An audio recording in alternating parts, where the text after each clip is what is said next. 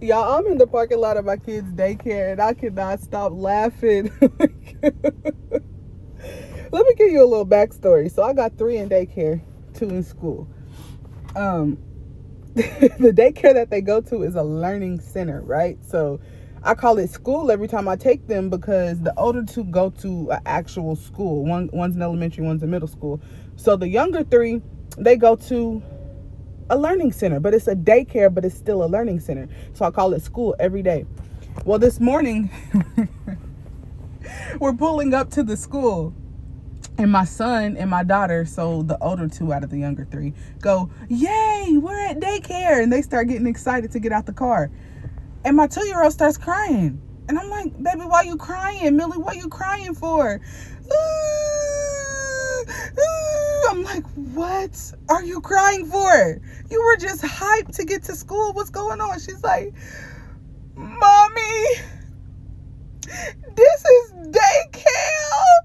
I was like, "Yes, it's daycare." She said, "Mommy, are this school? Mommy, I want to go to school." And I was like, "Baby, I'm so sorry." So the disconnect was that she didn't understand that daycare and school were the same thing for her. They used to go to a daycare that was just a daycare. Now they go to a daycare that's a school. So if we call it daycare, she's assuming that we're not going to the school. And I'm like, oh my goodness. So I hurry up and try to fix the words. And I'm like, "Yes, baby, this is not daycare. Your brother was wrong. This is school." She's like, "No, this is daycare." And she kind of like sings like Mariah Carey and howls like a wolf when she's crying. So it's kind of like a sing howl. And I'm just like, it's so cute. I want to just hug her. But I'm like, "Baby." And so I walk her into the school, my bad. I walk her into the school and she's still howling. And then her teacher is looking at me like, "What is she crying for?" Because when she first started going to this daycare, first of all, she had been going to the same one since she was 11 months old. And when she turned 2, we moved to the suburbs. So she's going to a different one now. So she would cry her first like week or 2 when she came because she didn't want to be here. She wanted to go to her old one. Now that she's comfortable and content with being here, she's been going here for about 3 months. Now she never cries when she walks in. So when she was crying, they're like, "What's going on?" Like, I thought we had handled this already. And I'm like, let me let you know what's going on with her. Kaimani accidentally called this a daycare. She was under the impression this was a school. She is in shambles right now. And they're trying not to laugh. And they're like, "Oh, it's okay." They're trying to hug her. And she's like, "No," and trying to hug me, like trying to grab for me. And I'm like, oh my goodness, this is a school daycare. It's a daycare school. It's a learning center, baby. Either way, you got the same teacher. You're going to have the same food, the same friends, the same learning, baby. They're still going to take pictures of you and send it to me through the app. This is literally the same experience that you had on Friday. But she wasn't trying to get it. So anyways, she finally is able to pry the baby off of me. And I'm walking out of her area. I walk through my son's area, my 3-year-old. He's holding on to me and won't let go of me. They tend to feed off of each other's energy. So because Amelia is in a mood, now Kamani has to be in a mood. And so his teacher goes, "Yeah, lately he's just been like hiding by the clothes rack looking sad." And I'm like, "Why didn't you tell me this? Like, what's going on?" And I was like, "Actually, I know what's going on. Kamani and Rihanna's birthdays are 2 weeks apart. People have been dropping presents off for Rihanna all week because they couldn't make it to her birthday party on Friday. Well, all weekend. Kamani is like a little sad that Rihanna keeps getting things and he's not. So I told him his birthday is coming next week. Well, in a week and a half, but he don't understand. And so I was like, yeah, he's just a little jealous that Rihanna keeps getting things. He keeps asking me for cake and he's telling me what he wants. So I was like, I'm sure that's why he's acting like that. So now, not only am I dealing with Amelia sad because she don't know if this is a school or a daycare and she's in shambles, but now Kaimani is in his feelings because it's not his birthday yet, when we already discussed before he got to school daycare that it's not his birthday yet. Rihanna, she done already went outside playing with her friends. She was chilling. She like, "I'm 5. I just turned 5 this weekend. I'm cool." The other 2 are in shambles. And they finally were able to pry Kaimani off of me. His teacher had to pick him up and fly him like an airplane so I could get out the door.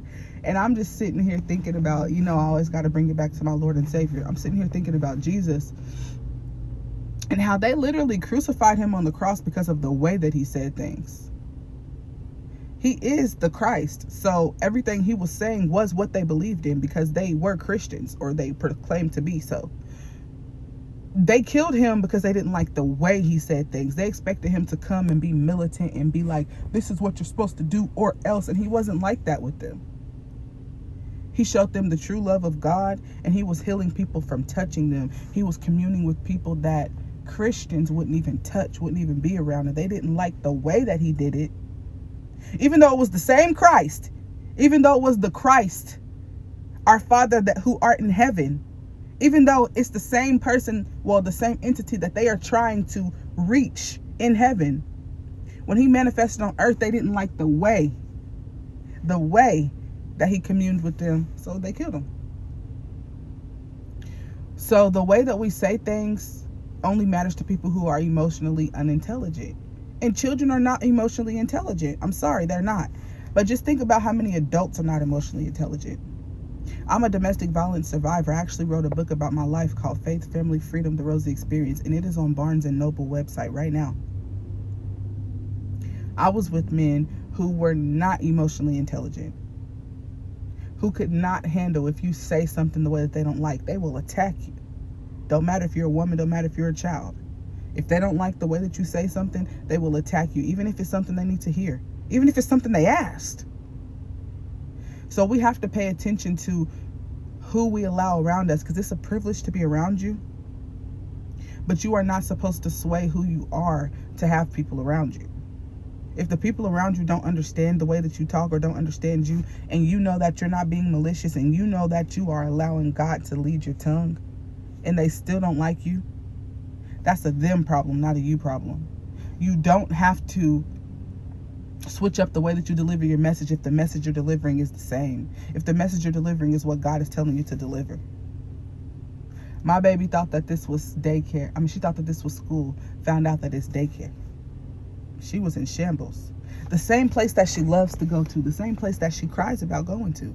The same place that she enjoys being at. Her brother called it daycare instead of school, and she didn't even want to be here anymore. Let's grow in our emotional intelligence.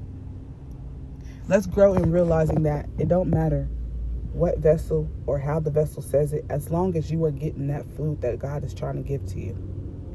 As long as you're getting that revelation that God is trying to give to you, it doesn't matter who's giving it to you or how they give it to you. Now, if they're disrespectful and rude, you don't have to keep them in your life.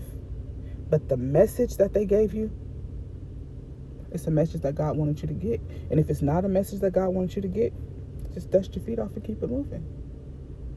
That's all I have to say. My kids are so hilarious, and I love them so much. Oh, it's not all I had to say. I'm about to make another video, y'all, because I had a crazy dream last night. But I'm about to go make another video.